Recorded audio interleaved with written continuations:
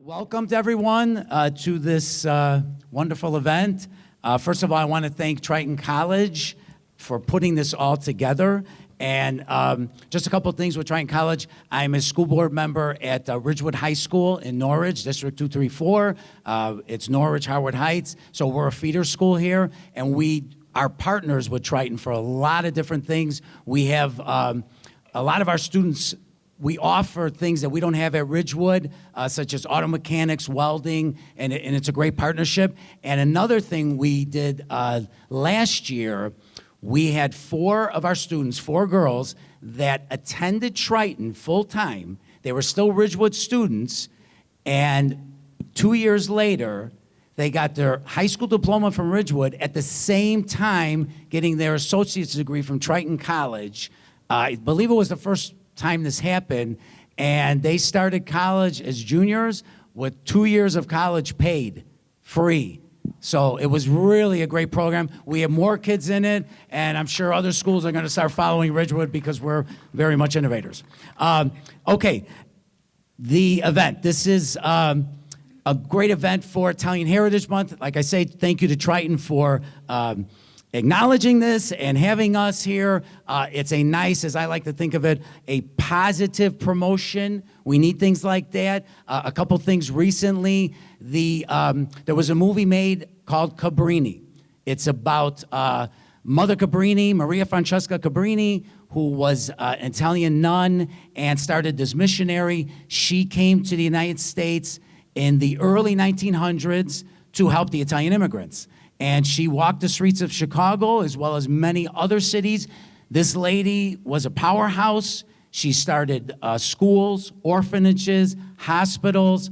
What I learned a lot watching the movie. I really didn't know a lot about her, but she did this like all over the world.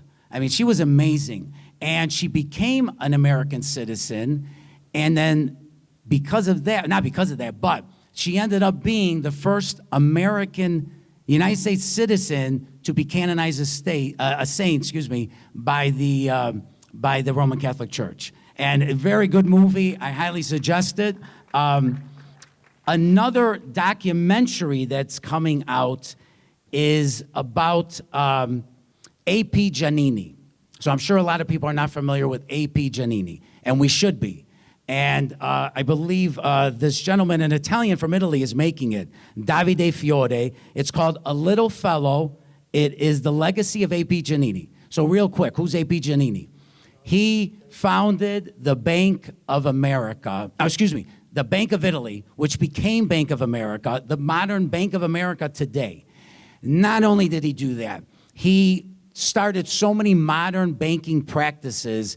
He started branch banking. He started giving loans to the middle class, because in those days only the rich could get loans. So only the rich could get richer, and the middle class and the poor stayed the same. He saved the city of San Francisco when they had an earthquake. I want to say it was 1906, I believe. He saved Disney. He was just an incredible man, and there's a documentary coming out, and I'm happy for those type of positive promotions.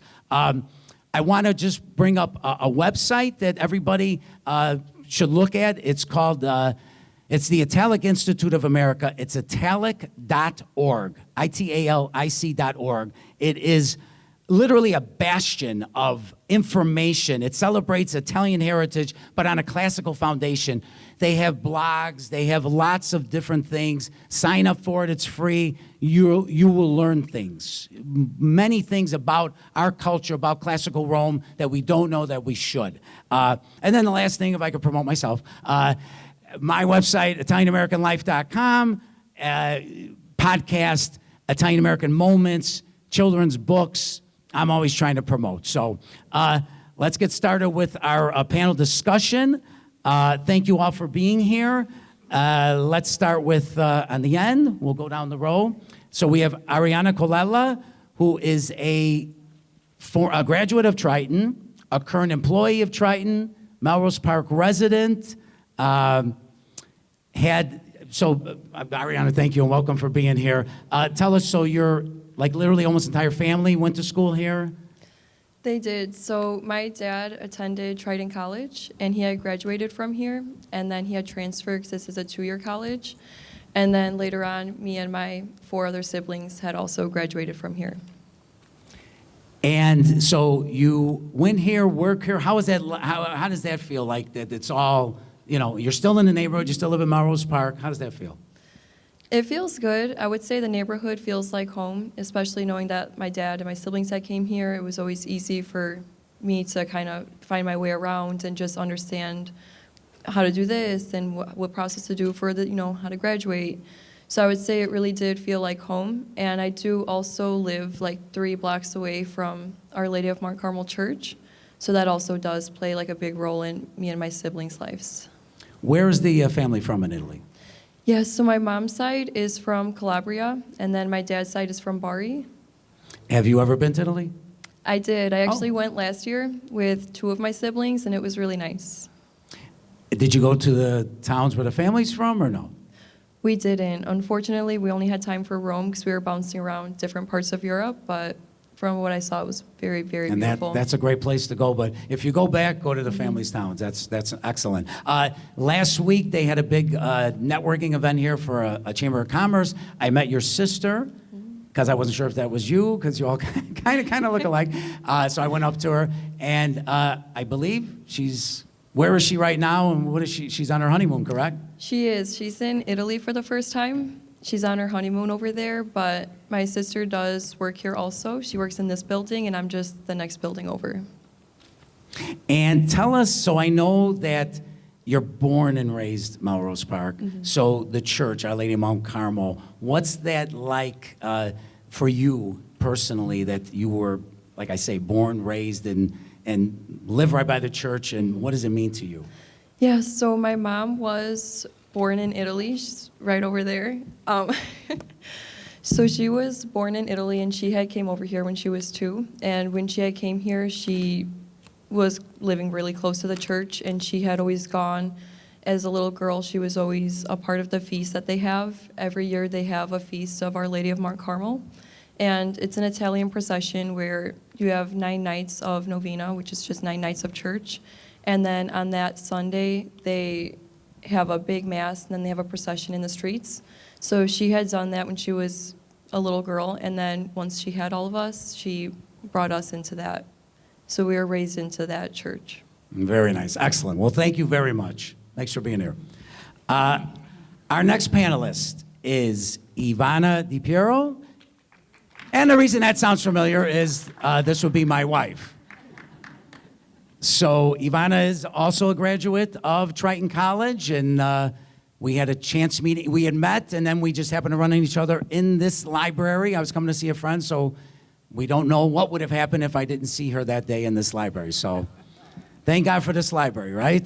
I guess so. So, Ivana, so you were born in Italy. Yes. Tell us about where you were born, what it's like there. Is the mic on? Yes, it is. Okay, thank you. So I was born in Calabria, which is the southern part of the boot. We have beautiful beaches, miles and miles of beaches. But where I'm from is a town very near to Cosenza with only 260 people that live in the town. And where is the town on the flatland? Is it up? No, it's up in the mountains. It's in the mountains, and the city is down in the valley. And what are some of the things that Calabria is kind of known for as far as maybe cuisine or? We're known for like our chili peppers, our red onions, sopressata, Menduja. A lot of great things. Okay, so where you're from, the house that you still own to this day, tell us about that. I know it's very special because not only is it the house, but Dad basically built the house with Yes, his own 2 so hands. we still own a house after over 50 years that we've moved to America. And my father and mom actually built the house. And I was actually born in the house, so it's very special to us. So as long as I'm alive, hopefully it will stay in our family. And then, so your dad did what kind of work there in Italy? My dad did construction work, And your mom? and my mom, she would take care of the land and grow crops and then go to the farmer's market and sell her crops. And my dad would help her before he went to work. And so where the house is, there's kind of a, Yes, there's no flat land. It's on the side of the mountain, and it goes down into a valley. and all that land that's going down, that was her nono's land.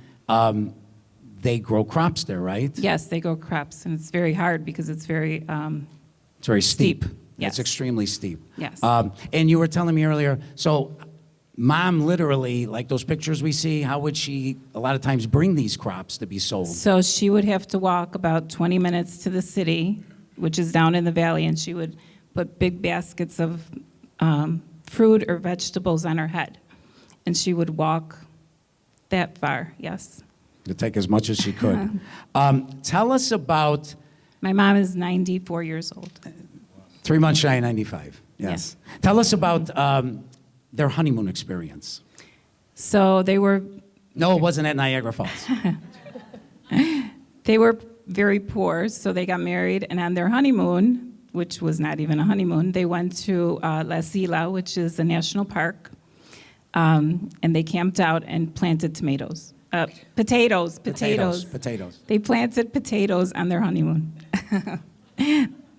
Yeah. And I mean rows and rows. This is not like, 5 plants. This is like, people like them back then, they were like the strongest people you'd ever meet. Like one of them was worth 20 people, I think. And my mother-in-law's living a long life. My father-in-law lived into his 90s because they did work hard, and they continue to work hard. They never stopped, and they ate well, and they ate things they grew, and they drank well. They ate what they grew. They raised their animals. The meat was what they raised. They made wine. They canned everything for the summer, from the summer for the winter. And even here, my dad had a big garden. Small area, but big garden. If there was an inch of dirt, he grew something. Something grew. Tell us about the church that is located right in front of your home in Italy. So ironically, we live right behind the church of Our Lady of Mount Carmel in Italy, where we all got baptized, and my parents got married. My sister got married there, and when we came to America, she kind of followed us, and we also go to Our Lady of Mount Carmel. We're very devoted. We've had lots of miracles because of her. So tell us a story, too, about your dad that he found work in Germany and worked there for a while. Yeah, so in the summer, they would grow crops, and they would sell it at the farmer's market, and my dad would also work construction. But in the wintertime, in Calabria, there was no work, so my dad would leave his family, and he would go to Germany. And he would work in Germany all winter. And he worked for this man called Paul Heinz. And I know this story. Well, first of all, they'll tell them, like, the German companies came to southern Yes, Italy. they would come and they would recruit men to work for their company. In southern Italy, Calabria, Sicily. So every winter, my dad would go to Germany to work. Yeah, her uncle, a lot of men from the town. They met other people there, other Italians from Sicily. And yes. And this man was very good to my dad. So he would tell him, like, don't go to America because Germany is your America. And one day, my dad got called by telegram because my uncle had passed away. So he had to go back home.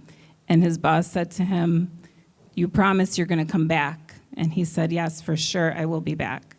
Well, unfortunately, when he went back home and my uncle had died, my grandma was a widow, my aunt was a widow, and my mom was without my dad because my dad would go to Germany. So my grandmother asked if he could not return. And so for 50 years, my dad felt so bad that he did not keep his word to this man. And at the age of 85 years old, he went back to Germany with my brother with a picture of him and his boss and all his check stubs that he had worked for this company, this German company. And he went to knock on the door where the man lived. And the man's son answered the door. He was 16 at the time, so he was 66. And he said, I don't know if you remember me, but this is a picture of me and your father. And I worked for your dad, and I promised him I would be back. And unfortunately, life's consequences, I couldn't come back. So he said, oh my God, I remember your Pasquale. He's like, my dad was so heartbroken you didn't come back. And he said, well, I'm here to apologize to your dad. So he said, unfortunately, my dad died last year. So he said, well, where is your dad buried? Because I want to go to his grave to apologize. And so he did. So he was a man of honor and keeping his word, which is very, very few and far between nowadays. Tell us a little, yeah, that's a hell of a story. So when your family moved to America, how did they get there? What kind of How did we means get of transportation did they take? Oh, we got here on a boat called the Michelangelo. And this is in the 70s. In And they took a boat to come here. 1971. We took a boat with 4 children and my parents and all of our belongings, whatever we could fit. She and said my- even a sewing machine. Her Yeah, my sister sister was a was seamstress, so we even took the sewing machine because my parents had never been here before. They didn't know what to expect. They didn't have any money. My dad said we had $600 and 6 people. And imagine moving to a country where you have never been before and starting a new life at the age of 40 years old. Yeah. Yeah, very difficult. I have a little show and tell piece that Ivana found. So this is a certificate from Triton College, made out to Pasquale Cesario, English as a second language, 1973. He took, and tell him a story about why you found this. Oh, so before my dad died, you know how older people have stuff all over the house, right? So I gave him this little leather box, and I said, put everything that's important to you into this box. So when he Ivana died, wouldn't fit, so. when he died, obviously, you know, I opened the box, and there was his will and his cemetery plot, and we found this certificate for English as a second language. So it must have been very important to him. My dad only had an 8th grade education. He started high school, but unfortunately there was the war. And on his way to high school, he had found a hand grenade. And when he picked it up and he realized it was a hand grenade, he threw it. But unfortunately, it did mangle his hands, and his mom never sent him to school again. And tell So us real, that was very, very important. Yeah, it was a very to him. important piece of paper for him. And tell us just a little real quickly about how they would hide food during the war. So when the Germans would come into the town, the church bells would ring, and they would go hide into, the young women would go hide in caves because they would rape the women and take all their food. So they would actually make a hole in the ground and line it with hay and hide all of their food in there so that they had food to eat. Well, thank you, Ivana. It was very good stories, very real stories. Thank you. Thank you. Don't feel obligated. Our next panelist is Mr. Sal Camarda. Sal, thanks for being here. Frank, first of all, can everyone hear me? Okay, great. Frank, I got a question. Absolutely. You I have thought such a I was beau- supposed to ask the question, but You okay. have such a beautiful wife. What the heck am I doing sitting next to you? It's all in order, my friend. Okay. I've been working on this. Tell us, first of all, where is your family from in Italy? So my father's side is from a small town just outside of Palermo called Altavilla Milicia in Sicily, and my mother is from a much larger town right next to Palermo called Bagheria. So the basis of Sal's father's town is such an impact on Sal's life that we're going to discuss, because it almost seems like not everything, but so much of your life is built around that statement that the Yes. family's from Altavilla. So tell us, there's lots to tell us. Tell us first about the society that your family is very devoted and involved with. Yeah, so the society is called the Society of Maria Santissima Lauretana of Altavilla Milicia in Chicago, the official name of it.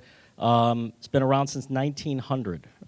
So it was actually established in what was considered Little Sicily, which most everyone knows, the Cabrini Green neighborhood at one time. That used to be Little Sicily. Also had a nickname for it called Little Hell. That neighborhood spawned the society because there were so many people that immigrated from Altavilla, which is kind of ironic in a way because you could literally throw a rock across the town. But it is definitely a town that produced a lot of residents here now in the city of Chicago. The society, that neighborhood, there were so many people from our society or from our town that were very influential in that neighborhood, that we actually got one of the, I'd say one of the influential groups that got a very popular Italian church called St. Philip Benizi built in that neighborhood. You know that because the picture of our Blessed Mother, which is the saint that we revere, actually was at the top of the altar, really almost exactly like how it was in our shrine or in our now basilica in Altavilla Milicia. So that's really kind of the beginning foundations of it. And so now next year, so I'm sure everybody's familiar with the Sicilian Fest, the big Sicilian Fest with the flying angels. That's Sal's That is Society Town. And next year, it'll be your 125th. Yep. So 125 years we'll be celebrating. Right now it is one of the largest, if not the largest, Italian religious festival in the Chicagoland area, probably in the state of Illinois, I would say. We take great pride in it. It's something that has been really passed down from generation to generation. Our Flight of the Angels is definitely a feat to see. It's a must-see. If you haven't seen it, it is. I mean, people travel from all over the country and even from outside the country to come see it. And in Sicily, the church, the society, I believe it was last year, they celebrated the 400th year of this fest, this feast. And I mean, to me, that just blows my mind. I mean, you would think over the course of 400 years, something would have happened. A generation would have said, we're too tired, we don't want to do this, we want to play on our cell phones, anything. And they kept this going for 400 years. And, equally here, 125 years being in America, that's not an easy thing. No. Tell us a little bit, so the impact, the family, the faith. Tell us about the family business. So my father came here in 1951 with his siblings. He was 18 years old. He's 90. He's going to be 92 now in January. And I want to say in 1977, he decided to go out on his own and start Joseph's Finest Meats, which is a old-fashioned neighborhood butcher shop on the northwest side in the Dunning neighborhood on Addison Street, 2 blocks east of Harlem Avenue. 7101 West Addison. 7101 West Addison. So we have really prided ourselves on keeping it very old-fashioned. We do all of our own cutting on premise. We source all of our own meats from various ranchers that we work with. It's something that we're very proud of. And it's just one of those, you walk in, and it's kind of like going back in time, which I want to go back in time. I don't know about the rest of you. And it's a great feeling, and it's just that independent, small, old school butcher shop. And there's not a lot of them, so God bless them, and I hope they keep it going. How many years you been in business? This will be 48 years. 48 years. That's excellent. You are also a tech entrepreneur, and I can't ask any questions because I don't really know what the hell you do, because I don't understand that stuff. So wing it. Yeah, that's the other, my Jekyll and Hyde half. I worked in tech for 25 years as well, recently retired, in the process of selling my company. We built a tech company, it's a mobile app development company that specializes in platforms for meetings and conferences. So we extended the business about, I'd say 7-8 years ago. We're right now currently in 6 different countries that we're headquartered in. And we built a great little business. It's definitely a very bootstrapped tech company that grew fast and made it out of COVID, which was, we didn't think that was going to happen. But after COVID, we grew even faster, and now we're in the process of hopefully selling to the highest bidder. So if there's any takers out there, see Sal after the program. Sure. I thought of something, and I think I'm the one that's coining this phrase, and I really feel like it's kind of you. Respect the past, contribute to the future. Did anyone ever hear that? So if I see it on a T-shirt or a bumper sticker or any of that kind of stuff, You get I love residuals. that. Yeah. Respect the past, contribute to the future. Sal does that. If you know Sal, he follows those two sentences to the T. Yeah. No, So- that's an important statement because the reality is you can't keep doing things the same way. It's the definition of insanity of, doing things the same way and expecting different results. And the reality is that people change, times change, and you have to adapt. And, we've kind of taken that approach not only with the family business, not only with my tech companies, but also with the societies, trying to really do the most with the tools that you have available. And if you guys ever want to get geeky, I would look up this whole concept of accelerated disruption, which is basically kind of breaking things apart and repiecing them back together cyclically. So, really kind of constantly working on yourself, your company, whatever it is that you're working on, and really trying to get the most out of what you have available to you now. And that all makes sense. But I really like, when I say contribute to the future, to me, someone like you are furthering this tradition. You are furthering we need a lot more people like Sal that keep things going, because we got to keep things going. So thank you. Thank you. Wow. Next up, the fabulous Christina Bertoli. That's okay to plug. Reality TV star. She has a show together with her mom. They're on a show called Smothered on the TLC channel of network. She's in the business, see? TLC network. You completed 5 seasons. Yes. And when it started, you don't know how to work a mic, though? I got it. Okay, good. I got When it started, they are the only mother-daughter team that has remained for all 5 seasons. So obviously they're doing something right, and the others weren't. They weren't asked back. So also, together with her husband, they own a pizzeria in Edison Park called Pizza Boy that, once again, if I may use the term, it's fabulous. I don't know why I never use that word, but with you sitting next to me, it's the only word that comes to my use mind. that word. The pizzeria is not your regular pizzeria. It's the pizzeria that goes to the fabulous point. And from the decor, from everything. They're very into details, the pizza boxes, everything about it. They have a pizza truck now that is pretty much the finest truck I've ever seen for a food truck. So doing a lot of things, Mama 3.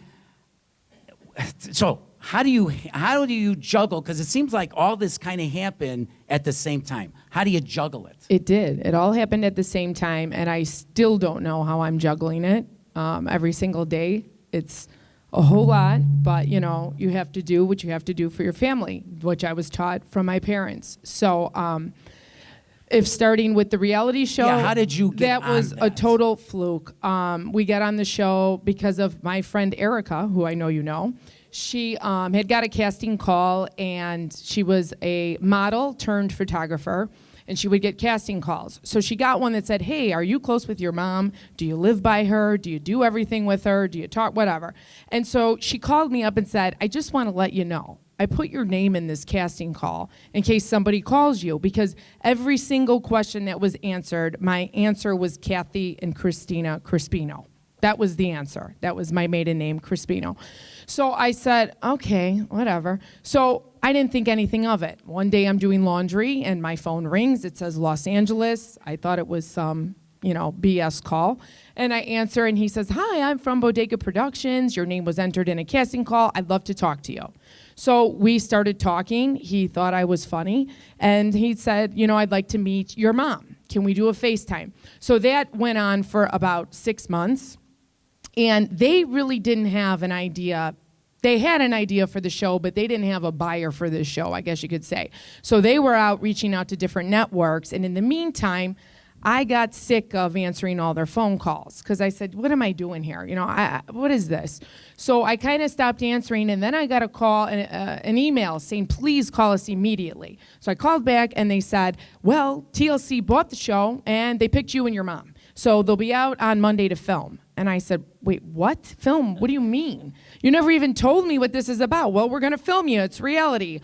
Okay. So let me ask you this. So when it became reality for you, the reality TV show, were you like a little almost scared? Because No. before that, it I'm was not just scared like, of anything, Frank. Okay, I she's- wasn't scared. I wasn't. I said, Ma, clean the house. They're coming. That's why I called her to say that because I didn't know what else to say. Okay, was Mom equally into this, or did you but kind of push her? No, She's was making into a face it. right now, so I think you're just Ma, talking don't for her. lie. She was into it. She was all about it. She was just like, oh my God, my house. You know, that's what you're concerned about. You know, how everything looks.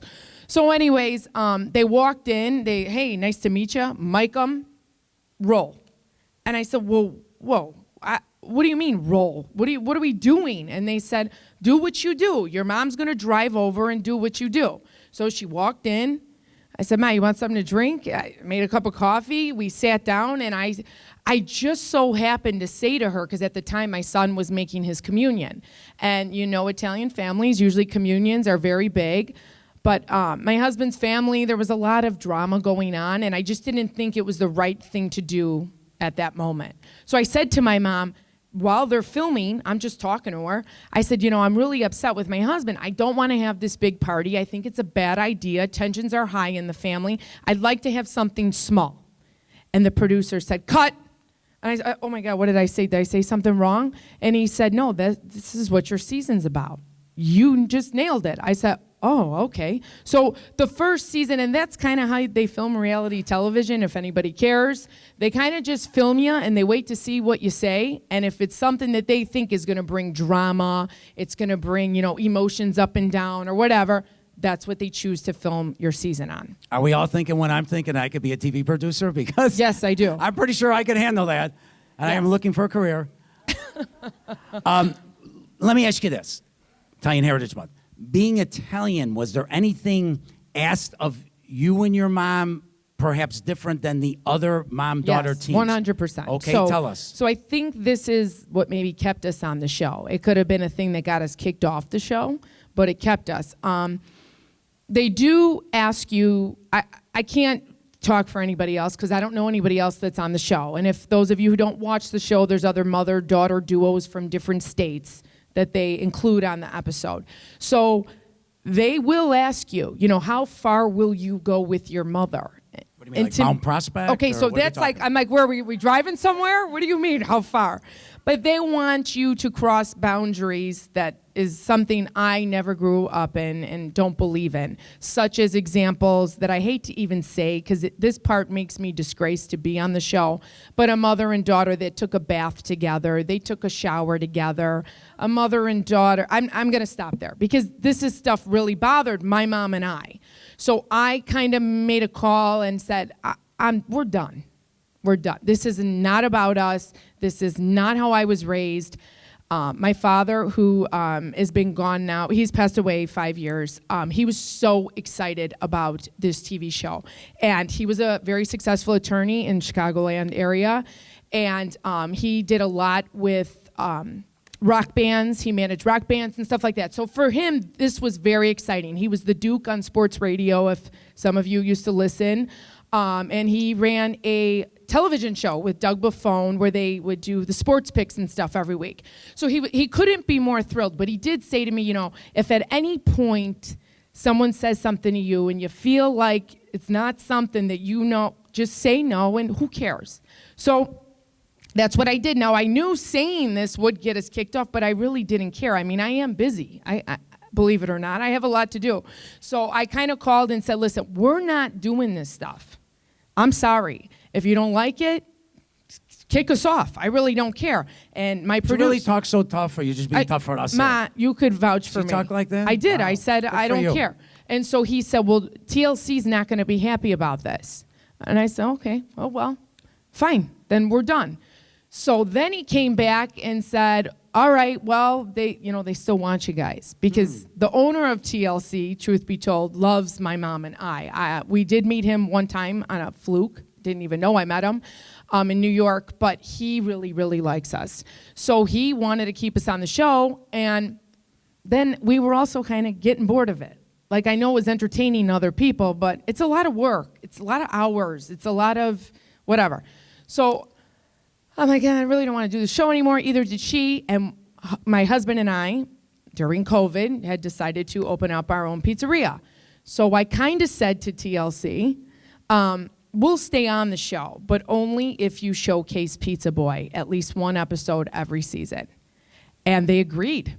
So luckily, they did a wonderful thing for our restaurant. And perhaps you should have finished law school, because I just Perhaps. think I'd want you on my side. I might go back. I might. It's the one thing I haven't done that I'd like to finish. But And I think you could accomplish anything. Did you feel any pressure, like the two of you representing us Italians?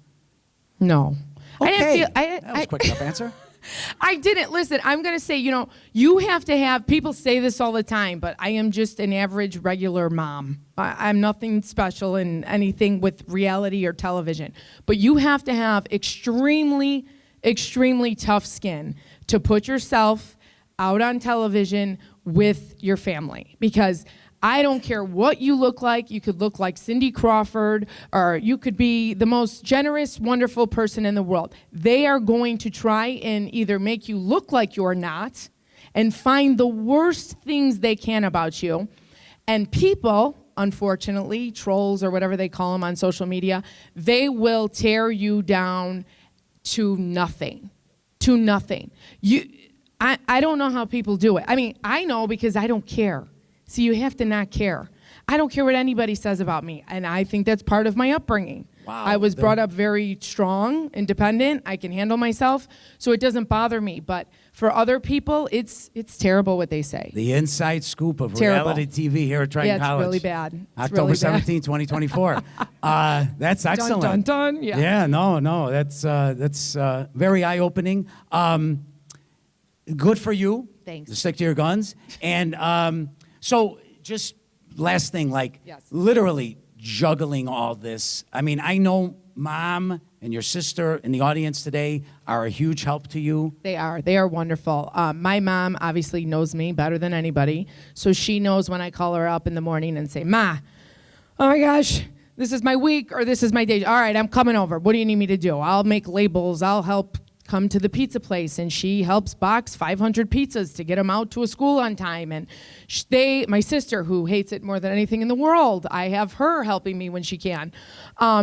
So I couldn't obviously do it without the help of them. My husband's a little bit of a, he's hard work. I don't know what that means, but you know okay. him, Frank. He's hard work, I don't and wanna he's say. always.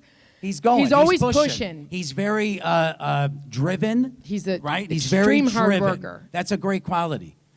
One thing I just want to ask before we finish with you, I think being in a show like that, you put yourself out there. I'm sure that the world we live in with social media, Yes. and it's so easy to just type something nasty. There had to be quite a bit of it. No, there was more than quite a More. bit of it, because not only obviously people who use social media know that you can write a comment on someone's picture, but you can also DM them. So that's a direct message. And then you can also email people, right? So when I say my phone, I mean, I'm not about followers and all that. I don't care. But the show has brought up my followers, like 70-something thousand people. Imagine all these people writing nasty messages to you, like on direct messages and social media. I'm just like, So you're right. You have to have thick skin, and I also give you credit because you were above that. thank you. Because I mean, if I'm out for dinner and I eat a bowl of pasta, someone's commenting, "Oh, are you pregnant? I didn't know she was having another baby." Or my husband doesn't have his wedding ring on. What's going on there? It goes. I mean, they really look. I get it. Yeah, they look to find the things. So it's ridiculous. And when you're strong and you know who you are in your marriage, and you don't have to worry about it. But I could see where it does ruin a lot of people's. Well, good for you. Relationships. Good for you, and to stay strong. And, Thank you. And we're proud of you. Thanks, Frank. Thank you. Our next panelists. Thank you for protecting us, is Tony Greco. Tony, thanks for being here. Where's the family from in Italy? Reality TV star, helping with the mic. Love it. Thank you. So where's your family from? We're outside of Cosenza, a little small, two What- small towns actually. What One's towns? Chelico and Spezzano Piccolo. Oh, Which, when your wife which- said La Sila, right there. Right. And you're in the province of Cosenza, so you're Right. very close to her town. Correct. You've been to Italy? I've been to Italy. I was born in Italy. Oh, you're born there. Excellent. Came here when I was 6 months old Okay. with my mom because my dad was here working. Did you guys go directly to Melrose Park? No, we didn't. Oh. So my parents were separated for a little bit because my dad came here for work. He was in the East Coast. He came with his father. He played semi-pro soccer. Really? Yep. And he was paid by working because that's what my dad's contract was. He wanted to work. He says, "You find my dad a job and me a job, and I'll play soccer." And that's So what he was did. this with an American team? It was it was semi-pro teams. Back in the day, there wasn't very many pro teams, but he worked for a gas company with his father. But originally, his family came to America with his other sisters and brothers, and they ended up in Oregon. His dad was Wow, that's his dad's brother was a nut farmer, and they picked nuts, I guess. Really? Okay, that's different. So yes. then most of the family all went back, and then him and his father stayed, and they went from Philadelphia to Buffalo to Niagara Falls to Jersey, where they ended up. And then the family came to Jersey. They worked in warehouses. My mom came over with me. She was a seamstress too, a co-factory. And 9 years old, so his family went back. My grandfather here in Chicago called my dad up and says, "Hey, you want to open up a restaurant?" And he goes, "I never in the business. I know how to cook. Don't know the business though." He said, "That's okay. Don't worry about it. We'll take care of it." He opened up a restaurant in the Reese Park area, Grand in Austin, and then What was the name of it? Tony's Eating House I remember it. back in the day. Was it on the corner? It was on the corner. I remember it, and Yep. it was a very unique place, and I'm thinking, oh gosh, I remember it from probably the 80s, Correct. and I remember going with my dad, and it was like a piece of paper was the menu, and there was like two things on the menu for that day, like it just Yeah. every day, it just, we made this is what we're having. That was the specials, Right? right? They had the specials, and they had some regular stuff. And who was in the kitchen? My dad was in the kitchen. My mom was in the front, hostess, waitress, whatever you want to And call that was it, basically. That was it. And then they did that for 30 years, and that was it. Did you work there? I worked there when I was 8 years old, till I went to college here. Triton College. Came to college here. Then I went to DePaul. I see a DePaul fan there. And then, my sister and I all went to Catholic schools. I went to Holy Cross. She went to Trinity.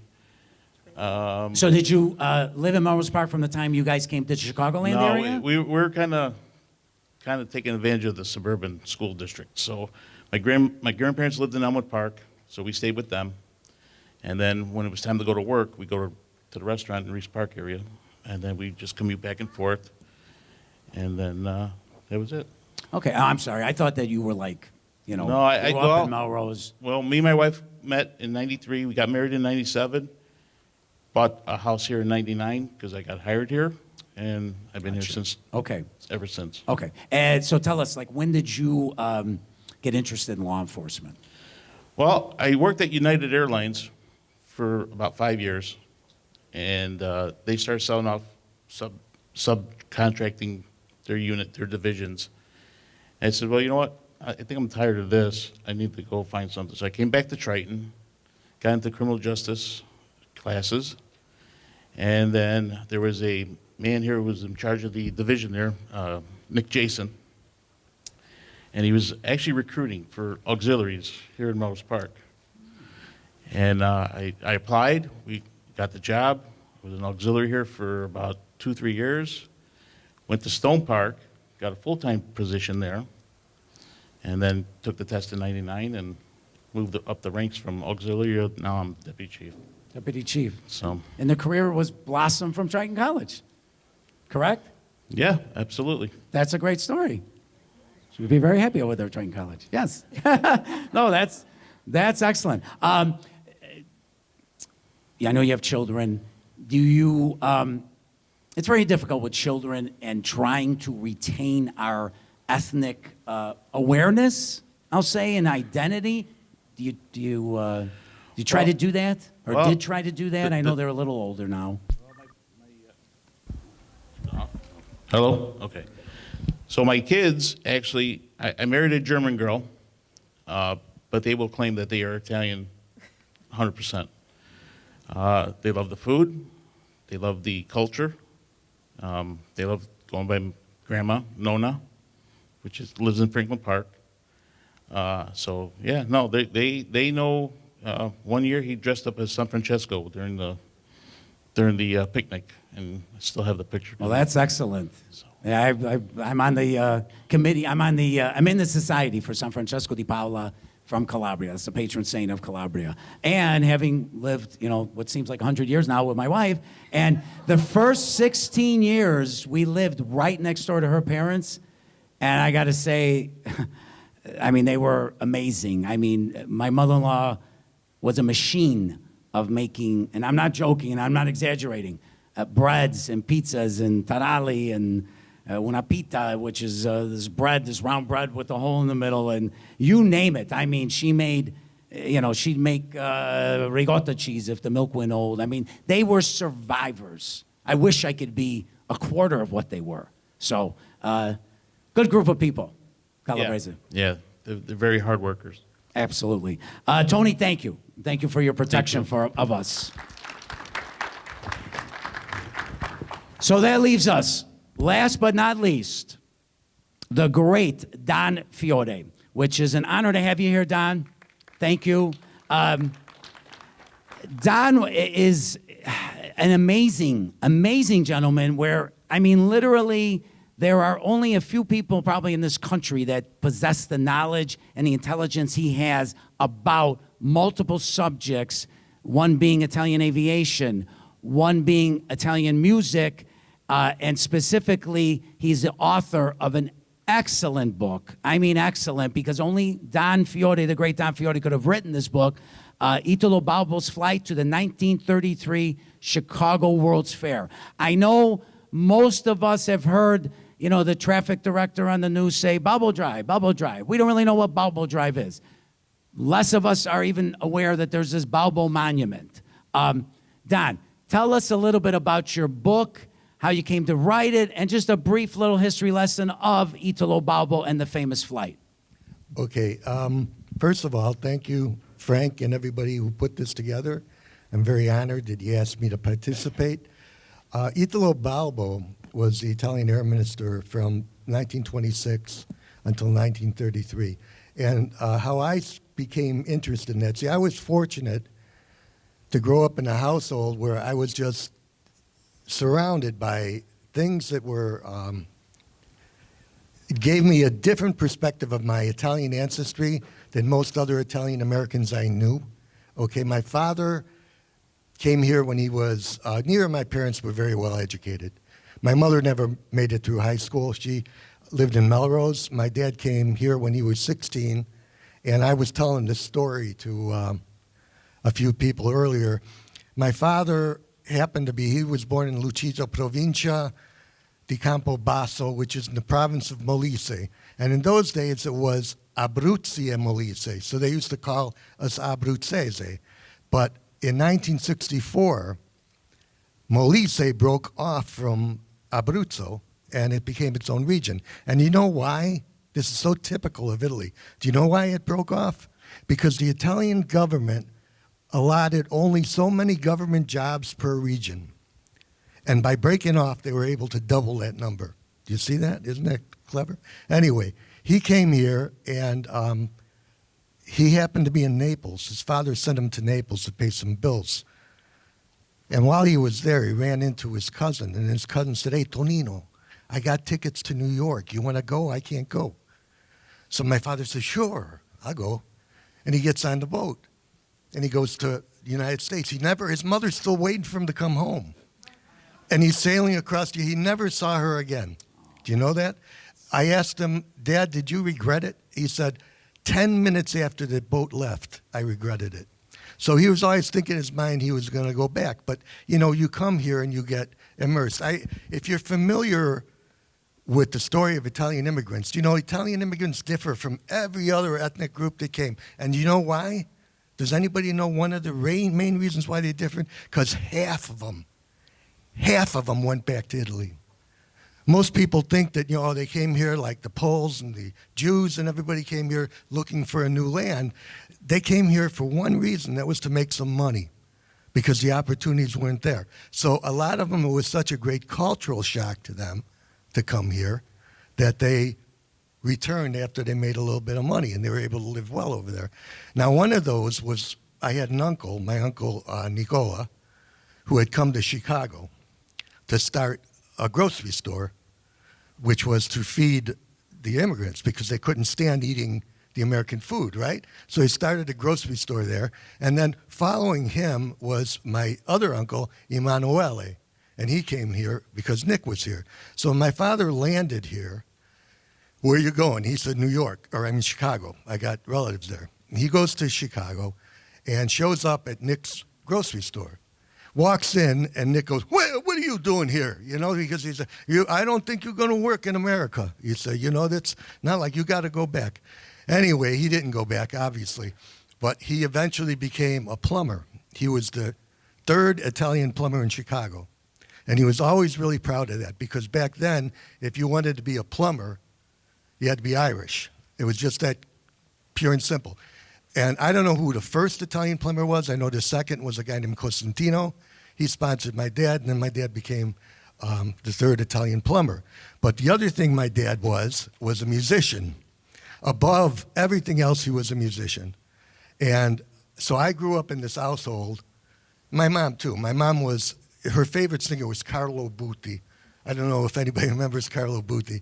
But I grew up in a household listening to Carlo Butti, Claudio Villa, Beniamino Gigli, okay, and most of all opera, just continuously. So my impression of Italian music was so different than the other Italian Americans I came to know. I mean, they were thinking Italian music was Peppino the Mouse or Dominic the Donkey. This was their idea. So that was kind of frustrating for me. I was talking, I want to mention real quickly, and the audience is Martin Caliendo of Caliendo's Banda Napolitana. We'll talk a little more later. We were talking when I got coffee. Does anybody know the song Tazze Cafe, Neapolitan song? This song was written in the 1890s, and the words go, Conquista modo Brigide, tazze caffè mi parite, sottoteneto zucchero, ma in goppa amara site, ma faccio la girà come dolce chi sta casa, tazza fino a bocca me cariva. Does anybody understand that? It means, and this cup of coffee, oh Bridget, makes me think of you. It's bitter up on top, but sweet on the bottom. I just need to stir it a little bit, and how sweet it'll be when I bring it to my lips. Now, why I mention that, this is like 1888. Who wrote songs with lyrics like that back then? You know, so yeah, I found Italian music to be so incredibly cool, especially Neapolitan music. Now, my father played with a band called the Strokya Band. And the Strokya Band was, at its time, around Taylor Street. Back in those days, you might remember, there used to be a feast every weekend. Somebody was having a feast because there's so many Italians here. And the Strokya Band was one of the premier bands there. There was a Filicchione Band, the Qualia Band, a bunch of them. Strokya was pretty tough. Used to play at all these feasts. Anyway, in the 1933 World's Fair, when Italo Balbo flew here, we'll talk in a second, my father was there with the Strokya Band. And they were one of the bands that were there to welcome Balbo. And what's really interesting, Balbo came on July 15th, 1933. And some of you who live around here might know what was going on that weekend. what was going on July 15th? Feast of Our Lady of Mount Carmel. Feast of Our Lady of Mount Carmel, which Stroke Band was playing there. So Balbo didn't land until 5 p.m., but they were supposed to be on the bandstand at 7 p.m. in Melrose Park. And none of the musicians wanted to leave because this was such a fabulous event that the Italians had staged to make this journey over the Atlantic they had never done before. So given that, he had the maestro, he had to pull the musicians, force them on the streetcar. Come on, we got to go to Melrose. Come on, we got to go. No, we wanted to go. But because of that, it seemed like I always knew about Balbo, because my father would tell us that story. Yeah, was he Balbo, and who's Balbo? And of course, there was Balbo Drive that we always heard of and everything like that. So I started to get interested in that and digging around. In the 1980s, I started an import business for stuff that I thought, you go to a feast, you see Italian regalia that's sold, bumper stickers, mafia staff car, that type of stuff. I wanted to offer different things. So I was in Italy with my dad in '79, and I'm seeing all this really fabulous stuff, posters, books, albums. I said, we got to bring this to the Italian Americans. So I started this import business, and I had booths at different feasts, Lauretana especially. They were the nicest, most welcoming. And one of the records that I had gotten was a collection of old music from the 1920s. And in there was a song called O Volo di Pinedo, The Flight of Di Pinedo. And this song was written in 1927. It was sung by Gilda Mignonetti. If some of you know, she was a great Neapolitan singer. And she's talking about this flight that this guy named Francesco Di Pinedo flew across the Atlantic and flew all across the Americas and everything. And she would end every verse with "E tutto mondo sano fa parlar." What does that mean? That means the whole world is talking about him. And I'm thinking, well, if they were, they sure stopped because I never heard of this guy. So I started to research who's Di Pinedo, and I was stunned. This guy in 1927 was the greatest pilot on the planet of the Earth. They recognized him as that. He was in the Italian Royal Air Force, but, the Italians, what they were doing in the 20s, during World War I, Italy made tremendous advances in aviation. And they built so many airplanes. Most people don't know that. Because growing up in America, you don't learn this about Italy. You learn about the British, right? And the Germans and the French. But Italy is a backwater. They don't talk about it. And unfortunately, there's not a lot of Italian Americans who know about it. And nobody spreads this information. I mean, I was lucky because I grew up in a household where this stuff was discussed. Those two uncles I mentioned, who were here in America, I just will give you an example, and I'm not boasting about this, but they were here in America. When World War I broke out, you know what both of them did? They went back to Italy to join the army. Now, I mean, that's a tremendous amount of patriotism there. To leave your country, nobody would have come and got them, but they had enough love of their country to go back there and fight World War I. After the war's over, they came back and continued. But everybody always thinking. Even my father, I mentioned he never saw his mother again. My father didn't become a citizen until 1947. Do you know why? Because his mother was still alive. And he said, to become a citizen, you have to raise your hand, renounce the country of your birth. As long as my mother is over there, how am I supposed to do that? So when word came, your mother's dead, then he said, okay, I'll become an American citizen. Anyway, but see, you give me a microphone, I won't shut up. Anyway, so when I started to learn more about Di Pinedo, that led me down that rabbit hole. That I started to learn more about Italian aviation, and because I don't have a background in that, but just the amount of information and the things that they did, the incredible things that they did. Why don't most people know about that? Do you know they were the first ones? I don't know if there's probably nothing to brag about, but the first ones to use aircraft in war in 1911. Italy invaded Libya in 1911, right? And they had a war against the Turks, and they landed with all these crates that's top secret. And inside the crates were unassembled airplanes. And they were the first ones to exercise airplanes on the battlefield. They're the first ones to do an aerial bombardment. And it took place on November 1st, 1911. And Lieutenant Giuliotti, he carried a hand grenade, and he flew over an enemy encampment, pulled a pin, and dropped it. That was the first aerial bombardment. Anyway, When the war started, they got really big, and after the war, they had all these aircraft. What are we going to do with them? What are we going to do with them? So they figured, let's sell them. Let's go do these flights around the world, try to break some records, goodwill flights, to countries that don't have a real lot of aircraft themselves. Maybe we could sell them. So that's what Di Pinedo, what his mission started out as. There was one guy before Di Pinedo, incredible, in 1920. His name was Arturo Ferrarin. He flew an Italian biplane from Rome to Tokyo. That was just, that year, that was insane. So they're chalking up all these records and everything. And when the World's Fair came out, Italy was not represented in the 1893 World's Fair. If you know Chicago history, we had a fair in 93 here called the Columbian Exposition. And everybody was there. Every major country was there except Italy. There's no Italian pavilion. Does anybody know why? Can anybody guess why? No, I'm sorry? no. The situation that happened in New Orleans. The situation in New Orleans. You may not know. Does anybody know about what happened in New Orleans back then? Yeah. They lynched, I think it was what? 11, of them? yeah. Including a young boy, 9-year-old boy? I believe so, yeah. Yeah. Sicilians who were Italian nationals in New Orleans. That was the largest mass lynching in American history.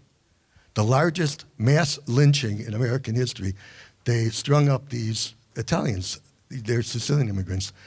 And Italy immediately broke off diplomatic relations with the United States for that. And what Italy wanted was indemnities paid to the families, and they wanted a formal apology. And New Orleans said, we're not doing that. So the Italians actually, they cut off diplomatic relations, and the rumor started that the Royal Italian Navy, which at that time was bigger than the American Navy, was steaming the Atlantic to shell New Orleans from the shore. And the United States government stepped in and said, okay, we'll pay $25,000 to each of the families, okay? But by that time, the World's Fair was underway. Italy restored diplomatic relations, but it was too late to participate in any meaningful way. So in 33, they decided we're going to come back with both fists. And Italy was the biggest represented country at the World's Fair. Yeah, it's just the idea that the Italians were trying to cast in 33 with the Italian pavilion was Italy is not this sleepy backwater with lazy donkeys, and they're trying to make people look at Italy as this cutting edge leader in technology, leader in science, and that's all what the pavilion was. That was the root of the Balbo thing. What they decided to do to really prove what they were doing over there, this is 1933. Getting one airplane over the ocean is a heck of an accomplishment. They said, we're going to send 24 in formation from Rome to the World's Fair. That's not what got everybody all excited. It took 2 years to make this thing. What got everybody all excited was the ground system that was worked out as a support system for this flight. It foreshadowed what modern aviation, commercial aviation is going to be.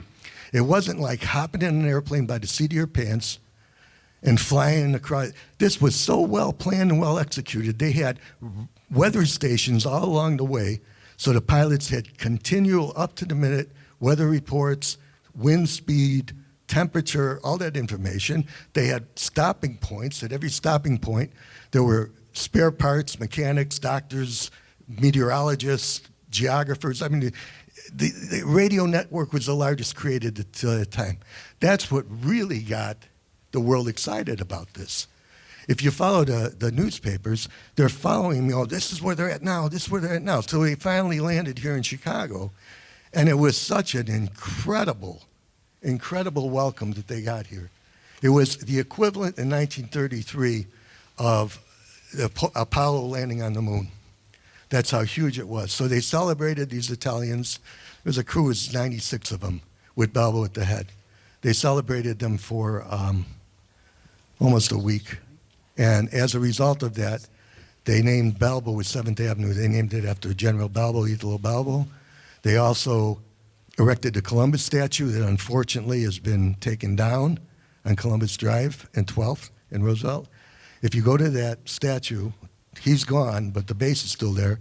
You can see on the base, it'll say, this monument has seen the wings of Italy led by General Italo Balbo, July 1533. And then a year later, the Italian government sent a Roman column to thank Chicago for its hospitality. And this column still stands on the site of the former Italian pavilion, right by Soldier Field, just north of McCormick Place. It's a lot of controversy behind it. A lot of people want to see it tore down. Anyway, so because of this, from what I had read and everything, I tried to get the original book published about Di Pinedo, but I could not find a publisher for it. I didn't want to self-publish it. The reason I was told was Italian Americans are not a big audience for books. They don't buy books. And that's what every publisher told me. So I said, okay, I got to approach it from a different angle. So I went to History Press and I said, how about if we do it on Balbo and highlight Chicago history, the World's Fair, from that angle? It might attract a larger audience. They said, fine. But they were real suspicious. We'll see. And that's how I got the book contract. So we put the book together. There it is. I know that, what's the name of that outfit? Somebody help me out. The bookstore. Barnes & Noble. I know they're carrying it. And It's also available on Amazon. Amazon as well. yeah. Before I go, a few of the panelists said things that made me smile. The one about the red peppers, the peppers in Calabria. You know, Calabria, when you say something is stilo calabrese, what that means is hot, all right? It's hot. It's going to be spicy. And they're like probably the premier region in Italy for hot peppers, and I love hot peppers. And I once saw a picture in Calabria. It was really cool. And it was a store and just all of these beautiful red peppers. And there was a sign that said, Viagra Naturale. So, and then as far as Madonna Santissima di Loreto, Our Lady Loretana, I don't know if it's true or not, but it sticks in my mind because I used to go when they were in Berwyn all the time. And one year, I was telling Sal that they had brought the parish priest from Altavilla there, and he was making a speech. I don't know if it's still true, but he said there were 3,000 people in Altavilla and 6,000 in Chicago. Is that still true?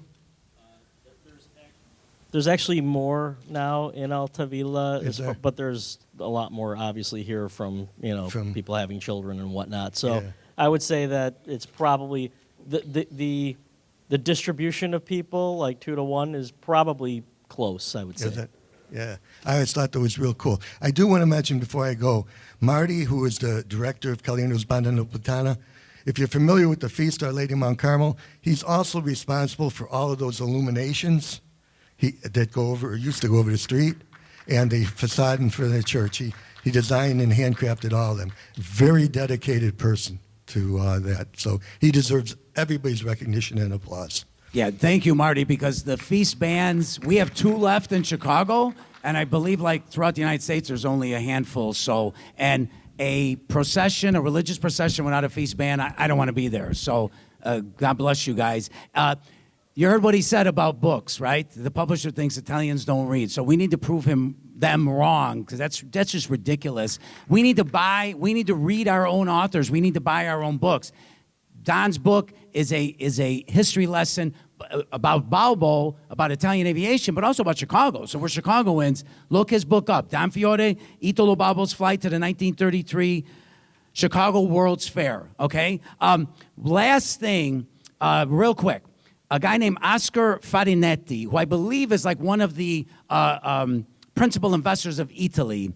There's a YouTube video of him. There's a bunch of videos, but there's one, I always loved it, and I kind of wrote it down. I did like a little brief summary of it. I have to read it to you. The name of the YouTube video, it's in Italian, but I think they have the English subtitles, called La Fortuna di Nascere in Italia, which means the luck of being born in Italy. So this gentleman says, Italy, the land surface is 0.5% of the world, very tiny. The population, 0.83% of the world, very small amount of people.